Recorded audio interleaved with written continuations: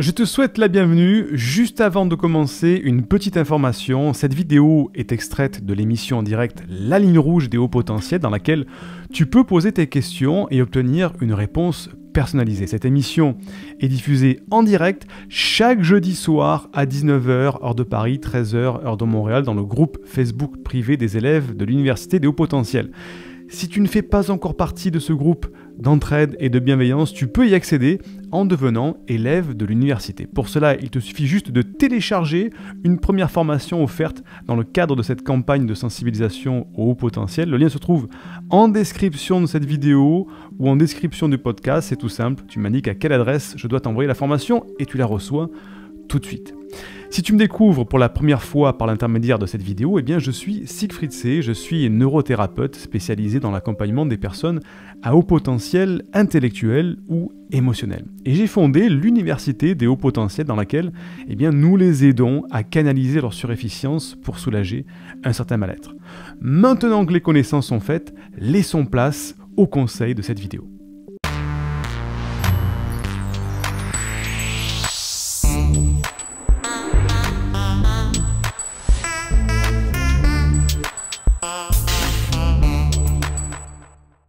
On va même faire ça.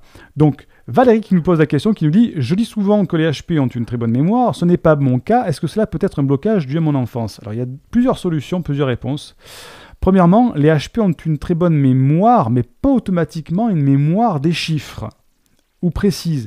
Ils ont une mémoire énorme des faits, des détails.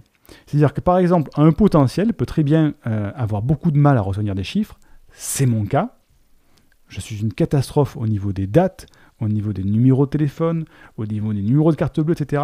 Regardez, j'ai un bracelet, je le montre pour preuve. Hein. Je vais essayer de vous le montrer ici. Je ne sais pas si on va le voir. Bref, c'est un bracelet, on ne le verra pas, mais c'est un petit peu flou. Il y a la date de naissance de mes enfants qui est gravée dessus parce que je n'arrive pas à mémoriser la date de naissance de mes enfants. Et pourtant, je suis au potentiel. Eh bien, parce que ce n'est pas obligatoirement la mémoire mathématique, des chiffres. Ça peut être une mémoire des faits, arriver à rassembler un énorme tas de détails sur une pièce dans laquelle on est rentré. Des gens vont rentrer, vont dire « Oui, ben la pièce, il y avait des murs blancs. Hein. » Il y en a qui des hauts potentiels vont dire « Oui, il y avait des murs blancs, mais il y avait un tableau avec un petit coin cassé, et puis la poignée de la porte, il y avait un petit bouton de sonnette rouge à l'entrée, et puis le rideau était déchiré, et puis par terre, il manquait un carreau. » Ça, c'est la mémoire des détails. Donc, ce n'est pas obligatoirement une mémoire mathématique des chiffres. Donc, ça, c'est un truc. On dit souvent, tu me dis, est-ce que cela peut être un blocage de mon enfance? Oui aussi. Si effectivement toute ton enfance, tu as été dévalorisé par des parents ou des professeurs qui disaient « Tiens, tu n'as pas retenu ta table de multiplication, t'es nul en maths, t'as aucune mémoire !» Ou le prof qui disait « Mais vous avez aucune mémoire, mademoiselle Désirée.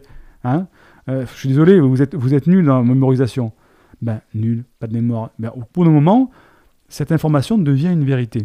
Et on se retrouve dévalorisé par des personnes extérieures, et ce qui fait qu'en fait, ça devient une vérité et on commence à se comporter comme la description que font les gens. C'est de la suggestion.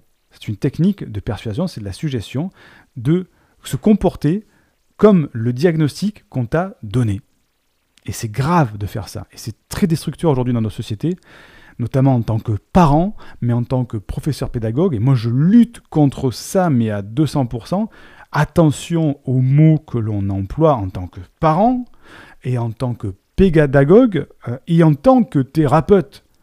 Les mots sont destructeurs. Parce que dire, ok, ben en fait, vous n'êtes pas très bonne en mémorisation, hein, mademoiselle Désirée. Hein. Toi, tu vas entendre ça, ben en fait, je ne suis pas bonne, donc je vais me comporter consciemment ou inconsciemment comme quelqu'un qui n'a pas une bonne mémoire. Et c'est catastrophique. Il y a des études scientifiques qui ont été faites sur cette capacité de suggestion qui fait qu'on se comporte comme le diagnostic qu'on nous donne. Et si par exemple, demain, je te dis « Valérie Désirée, en fait, vous êtes une haut potentiel intellectuel et vous avez une capacité extraordinaire à mémoriser des suites de chiffres, et si c'est moi qui le dis, et qu'à côté de moi, je te mets les 3 experts champions en mémorisation qui te disent ça, eh bien, bizarrement, le lendemain, tu vas avoir une plus grande facilité à mémoriser les chiffres. Et c'est pas moi qui le dis, c'est la science qui dit ça, parce que tu vas commencer à te comporter comme le diagnostic qu'on t'a donné. Donc, il faut faire très attention. Ça peut être un blocage dû à ton enfance aussi. J'espère t'avoir répondu. Indique-moi en description à quelle adresse t'as envoyé la formation offerte qui s'intitule « Canalise tes pensées envahissantes et profite de l'instant présent ». Et surtout, partage cette vidéo à une personne de ton entourage que ça pourrait aider. Et n'oublie pas, comme le disait Einstein, la folie c'est de faire toujours la même chose et de s'attendre à un résultat différent. Si tu veux t'épanouir avec ta douance, c'est le moment d'utiliser le bon mode d'emploi, celui qui fonctionne avec toi, et de changer pour faire de cette terre un monde meilleur.